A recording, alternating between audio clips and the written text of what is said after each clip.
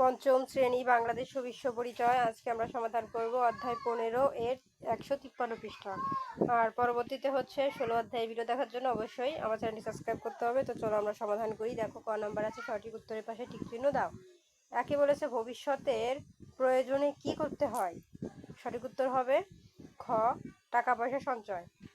2 আছে, একজন ব্যক্তি তার আয়ের অর্থ ভবিষ্যতে কিভাবে সঞ্চয় করবে এই পরিকল্পনাকে কি বলে।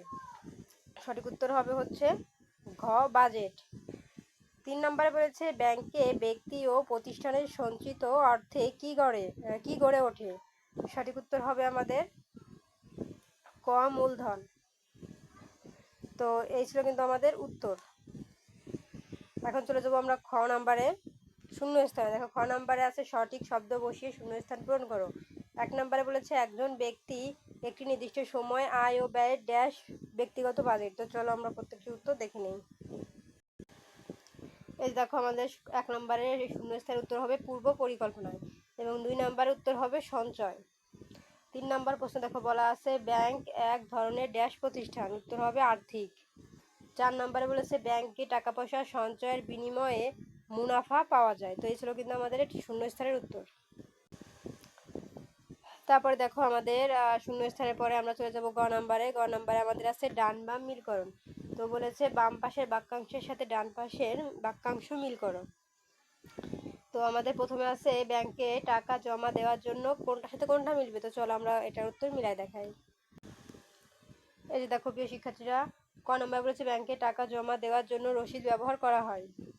খ নম্বর হবে ব্যাংক থেকে টাকা ওঠানোর জন্য চেক ব্যবহার করতে হয়। গ নম্বর মুনাফা অর্জন করতে হলে ব্যাংকে টাকা জমা রাখতে হয়। তো এই ছিল আমাদের ডান বামের সমাধান। তো দেখো প্রিয় শিক্ষার্থীরা, আমাদের ডান বাম কমপ্লিট। এখন আমরা চলে যাব ঘ নম্বরের সংক্ষিপ্ত প্রশ্নে। দেখো 1 নম্বরে বলেছে কি আমাদের, এখানে বলেছে ব্যাংকের প্রধান কাজ কি। তো এরকম তিনটি প্রশ্ন আছে, তারা ভুল করে এখানে 3-এর জায়গায় 2 লিখে দিয়েছে। তো চলো আমরা 3টি প্রশ্নের উত্তর দেখে নিই। এই যে 1 নম্বর প্রশ্ন, ব্যাংকের প্রধান কাজ কি কি। উত্তর, ব্যাংকের প্রধান কাজ হলো ব্যক্তি ও বিভিন্ন প্রতিষ্ঠানের সঞ্চিত টাকা, পুঁজি বা মূলধন গড়ে তোলা। এছাড়া ব্যাংক ব্যবসায়ীদের টাকা ঋণ হিসেবে প্রদান করে। যারা ব্যাংকে টাকা জমা রাখে তাদের ব্যাংক মুনাফা দেয়, আর যারা ব্যাংক থেকে ঋণ গ্রহণ করে ব্যাংক তাদের নিকট থেকে সুদ আদায় করে।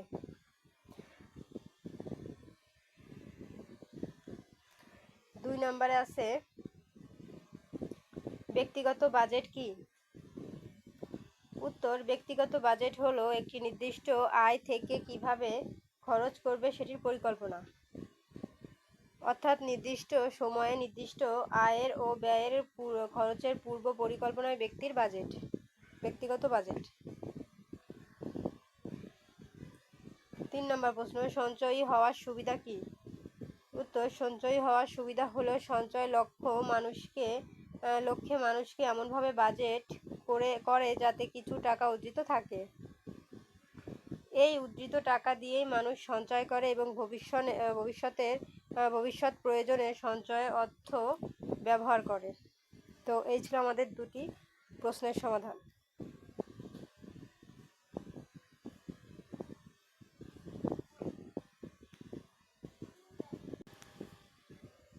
তো দেখো আমাদের এই ঘ নম্বর সংক্ষিপ্ত কমপ্লিট। এখন আমরা চলে যাবো বর্ণনামূলক প্রশ্নে। দেখো একটা প্রশ্ন আছে, বলেছে তুমি বাবার কাছ থেকে 80 টাকা, মায়ের কাছ থেকে 60 টাকা ও বড় ভাইয়ের কাছ থেকে 30 টাকা পেয়েছো। স্কুলের টিফিন, খাতা, কলম, পেন্সিল কেনার ব্যয় দেখিয়ে একটি ব্যক্তিগত বাজেট তৈরি করো। তো চলো আমরা এটা উত্তর দেখে নিই।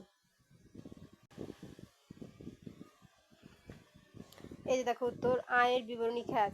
এই যে বাবার কাছ থেকে পাওয়া 80 টাকা, হ্যাঁ, আর খরচের বিবরণী ঘরে কি বসবে, স্কুলের টিফিন 60 টাকা, মায়ের কাছ থেকে পাওয়া হয় কয় টাকা, 60 টাকা, আর খরচের তালিকায় কি হবে, খাতা কিনছে 50 টাকার, আর বড় ভাইয়ের কাছ থেকে পাইছে 30 টাকা, আর তা দিয়ে কলম কিনছে সে 30 টাকার, হ্যাঁ, আর পেন্সিলও কিনছে হচ্ছে 20 টাকা। তাহলে মোট খরচ হচ্ছে তার হচ্ছে 160 টাকা, আর আয় হয়েছে 170 টাকা। তাহলে উদ্ধৃত কয় টাকা, 10 টাকা।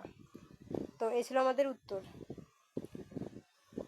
এই যে অর্থাৎ আমি বাবা মা বড় ভাইয়ের কাছ থেকে সর্বমোট 170 টাকা পেয়েছিলাম। এর মধ্য থেকে স্কুলের টিফিন, খাতা কলম পেন্সিল বাবদ খরচ হয়েছে 160 টাকা। এর মাঝে আমার উদ্ধৃত হয়েছে 10 টাকা। তো দেখো প্রিয় শিক্ষার্থীরা, আমাদের এটার উত্তর কমপ্লিট। 153 পৃষ্ঠা। পরবর্তীতে হচ্ছে 16 অধ্যায়ের ভিডিও দেখার জন্য অবশ্যই সাবস্ক্রাইব করতে হবে আমার চ্যানেলটি।